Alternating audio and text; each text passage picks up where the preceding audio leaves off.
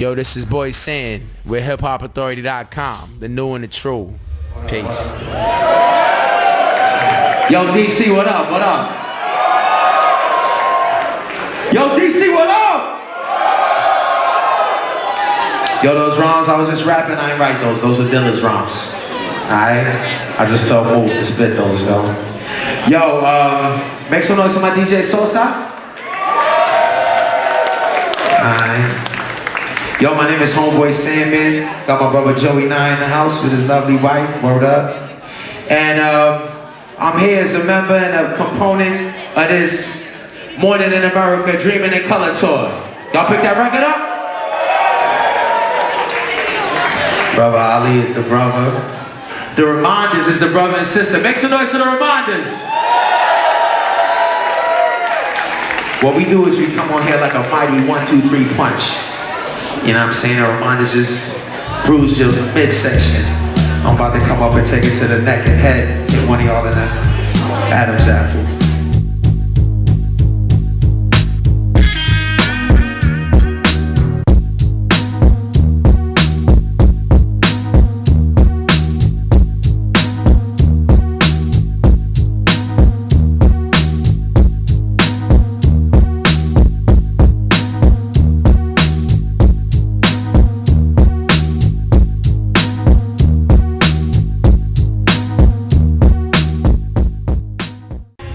Alright, you're here with Matt Wright and Nene Reed on the camera tip, and this is for Hip Hop Authority and thewellversed.com, and we're here with Homeboy Sandman and DC on the tour with Brother Ali and the Reminders.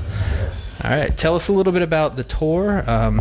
Seems like this might be your first real big tour in terms of pushing you into more of a mainstream audience's attention. It's the biggest tour that I've done so far. Like I was saying before, I did do a national run with the Cunning Linguist last year. Venues were a little bit smaller. It was a good look though. You know, it definitely helped build into this right now. You know what I'm saying? But this tour's been great, man. This tour has been, you know, fantastic fans, big rooms. Ali's got an amazing fan base, you know, with a lot of energy, and also a fan base that that is receptive to talent that they're not familiar with. You know what I'm saying? You know, Ali's fans aren't coming out to see him because he gets a lot of hype. They're coming out to see him because they appreciate his music. They appreciate the love and the music, and you know, they appreciate the integrity and the talent and the skill. So it's the type of crowd that you want to be in front of. You know what I'm saying? When a lot of people may not know you. You know what I mean? But it's dope, man. And the Reminders is ill. I think it's an ill bill. You know, just like the Reminders be setting it off. They got them. We all got different energies, but we all got, you know, fantastic energy. So far, I got nothing bad to say about it, man. Tell us a little bit about your performance and your stage show. How have you developed that? Well, me and my DJ Sosa, I run my DJ Sosa, who's not here right now. He's someplace else, so he's here at the show. But he and I are very much a well-oiled machine now, I like to think of us as, man. We got a number of sets, you know, that we've gone over, and we have different cues just from the way I lift my body up, or, you know, things I might say. So we call a lot of audibles in between. I don't have no pyrotechnics and nothing like that, and, you know, when it comes to my shows. You're not Kiss. Oh, yeah. But I really love my music. You know what I mean? And my energy, I be getting amped up there, like as if I'm doing hip-hop karaoke, doing Big Daddy Kane joints, only I'm doing the Homeboy Sandman joints, you know? So I get amped and I get live, and that always translates to the crowd. So, you know, I really enjoy being on stage, and I think that the energy I bring just for my own love of my own ish, and me and Sosa is good back and forth, makes it a pretty ill show. There's not going to be a guest appearance of Scoob and Scrap, is there? Scoob and Scrap? No, not that I've heard about. All right. Now this tour, it's based off of your new album that just dropped last Tuesday, First of a Living Breed. Obviously, it's a takeoff of Scarface's Last of a Dying Breed, I would think. Is that correct? I gotta apologize for not even getting that Big Daddy Kane reference fast, yo. Maybe I should have said Big Scoob and Big Scrap instead of, it sounded more like a cartoon character, right? Scooby-Doo, yeah. right, but I'm sorry. Was that where it started off? Did it start off in Scarface, The Last of a Dying Breed? Well, in I guess it was 99 or 2000, Scarface dropped a slept-on album, Last of a Dying Breed.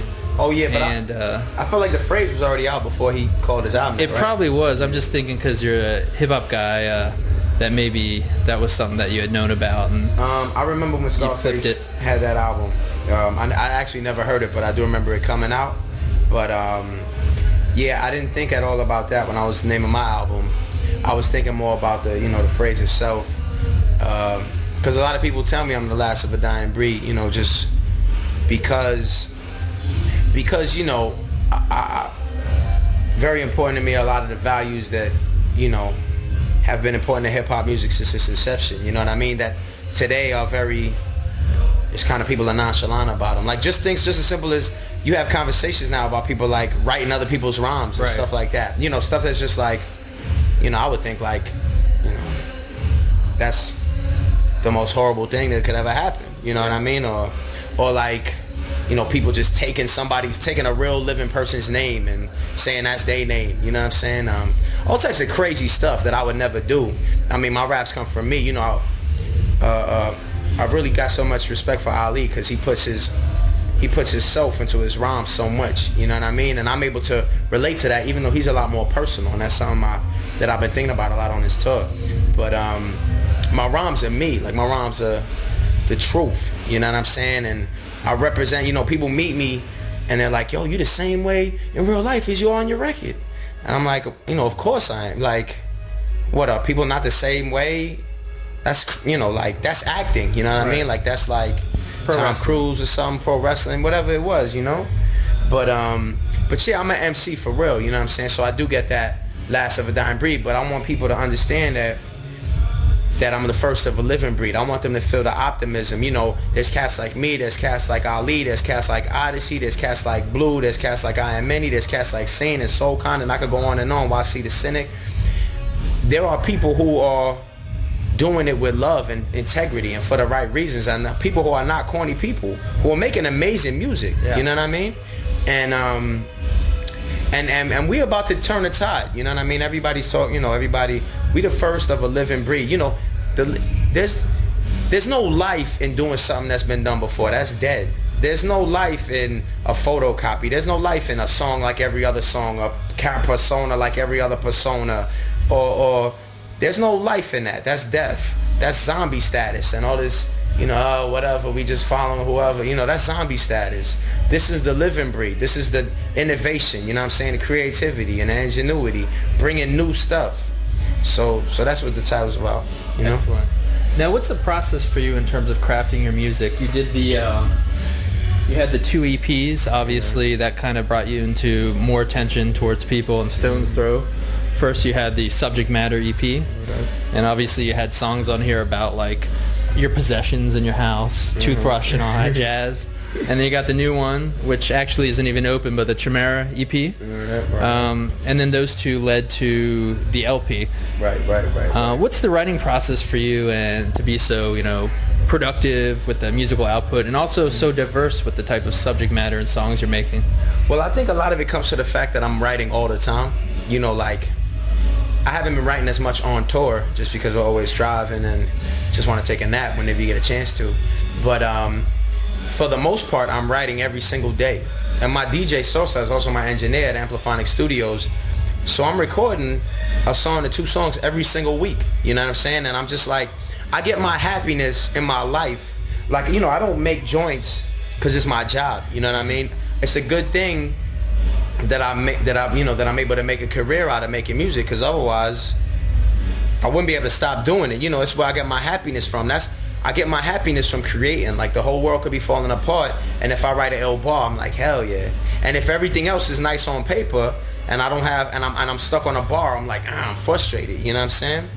So I think a lot of the just like different subject matters and comes from the point that the fact that I'm always writing. So different days are different things are different. Sometimes I'm on tour, man. Sometimes, now my record is out. I'm, every day is like, more and more, notoriety or recognition is coming from having the album out. Things are changing every day. So all the songs are always being different. I'm observing different things every day, and I'm growing as a person every day. So all these songs are like from a different hour in my life, which is always different. The only thing constant about my life is the change since I've been starting rapping, Like I've lived all types of places. I've been on different tours. I put 6-7 projects out, you know what I'm saying? Like, so, but as far as my process, I really begin with the beat for the most part. I love getting production in, and anybody who sees this that got dope beats, you can email two beats as MP3s to homeboysandman@gmail.com. Because on my new record, I got cats like Odyssey or cats like Oh No, I'm developing great chemistry with John Wayne, who has 2 joints on my new album. But there's also people like, Howard Lloyd, who nobody, a lot of people haven't really heard of at all. But I listen. Again, it's a little different when I'm on tour, even though I still listen to a couple of beats earlier today because I had internet access. But on a regular day, I listen to 25, 50 beats that cats will send me. You know what I mean? Like from all over the world, trying to look for hot beats. I recognize that hot beats is very critical and key to making hip-hop music. So I'm always listening to beats. And then based on what the beat is telling me, like, you got Chimera, which Chimera is actually, definition is the unachievable dream. That's the second definition in every dictionary. The first is like a big dragon or something. I didn't know about that, But what it references is the unachievable dream.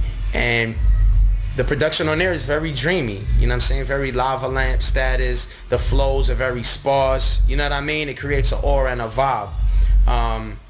But I didn't write all those songs at the same time for that EP. I made a bunch of different joints. And those were the beats that gave me that feeling. And then I had enough for that project. Like with this album, First of a Living Breed, I didn't write the album. I wrote 4 or 5 tracks for the album. But other than that, I looked at what I was trying to say and what I wanted to do and the vibe I wanted.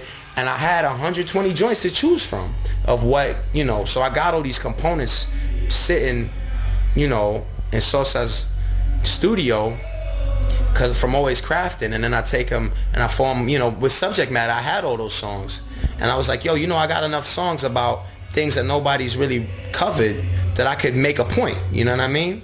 So that's a lot about what my writing process is like. To me, you come across as kind of like there was a time period where in the late 90s in New York you had all the Fondlem Cats and all the CM Familam and WKCR, Bobby Stretch and Bobbito and all that stuff. And then it seemed like there was kind of like a gap for a while, and then all of a sudden you came about and a lot of the other cats came about at the same time, and you definitely seem like somebody who was like, lost from that time period. Do you see yourself as that kind of? I mean, I was listening to Stretch and Bob, and I was listening to Future Flavors, and I was taping that stuff on cassette tape off the radio. And I was listening to Squeeze, and I've been listening to Halftime Radio, you know what I mean? So I definitely was I'm a product of that age and that era, you know what I'm saying? And was looking up to them dudes, you know what I mean?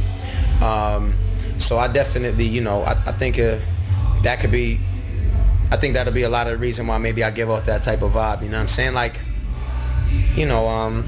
I'm from New York City. I grew up listening to that type of stuff, you know what I mean? And people handle themselves, it's like the stuff I'm saying, like, you'll meet a lot of people and they'll handle themselves in a way different from I'm being me, but my bars are crazy ill, so I could just be me. Like, when I think about all those guys you named, it was a whole wide range of characters, right. You know what I'm saying? But all of them relied on their talent. So you had these dudes that were comfortable in their own skin. This newer breed is kind of like always looking to have something to prove. Mm-hmm. A lot of times, because not even newer, because there's a bunch of cats like me, like the cats I name, but it's become more common now to have a different vibe, like you all right, home, like everything is cool, right? But it's kind of like an insecurity vibe. Mm-hmm. It's like the new vibe, because these are people that you can't just turn on their record and hear about how dope they are. Right. You gotta hear, you gotta see their resume, mags they've been in, or who they done things with. So when you first meet them, they're like, "Dang, this person doesn't know that I'm a celebrity." You know what I'm saying? Like, So I try to carry that old vibe, but like, yo, it's all love. You know what I'm saying? It's all love and it's all good. Yeah. You hooked up with Stone's Throw, and obviously most of the artists they've done in more recent years have been West Coast-based artists. You seem like one of the first East Coast ones they've done in a long time, besides maybe, Dilla, and he's more Midwest. How did that come up? Percy P, and that's been a long time too. He's been out there so long, he's lived out there. I like, mean, yeah. he used to, be outside Fat Beats in New York, and then later he was outside Fat Beats in LA all the time. Yeah, the first time I met Percy P, it was like last year. And he tried to sell me a CD. I'm like, yo, you Percy P. You don't have to still be Percy P. But he's still Percy P. Like, at the Stone's Throw 15-year anniversary, huge show, like, Percy P. And he gets on, he's like, yo, I got CDs. Like, he's up there, he's so inbred in them, man. But I mean, I guess he could do that, too, because his talent is ill. You should have been, hey, Percy, can you go back to your house and get Lung Claps and Lyrics on 12-inch and sell that to me instead? Right. But how did the Stone's Throw deal come about?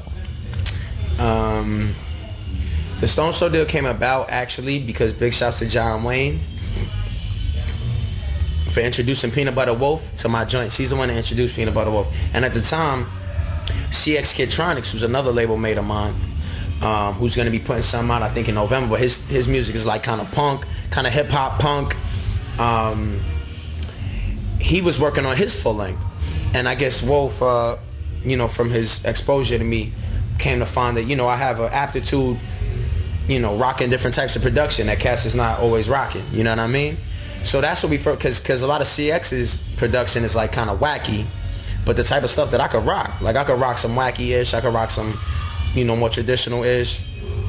I'll rock whatever. I'll rock this conversation if you loop it, And that's why that's how me and Wolf first started talking. It was like me potentially doing something with CX, which never happened, even though CX's joint, I've been able to hear it, and there's a joint on it called A Weapon, which is crazy. But I'm not on the album, but I did get to establish a relationship talking to Wolf, and at that time I was working with Authentic RTNC, who's a producer from New York. And we were working on my next album, which was called Cool Herc Fertile Crescent at the time. And now we're actually going to have an EP called Cool Herc Fertile Crescent. But some of the joints from that album, like The Miracle from Subject Matter was on that album. 3 of the joints from First of a Living Breed were on that album too. But we got plenty of joints, and that'll be the EP or the name that the album is going to be. But I started sending Wolf all those joints. Like, yo, check these joints out. This is what I'm working on now. And he was feeling them. And that's, how the deal wound up getting cemented.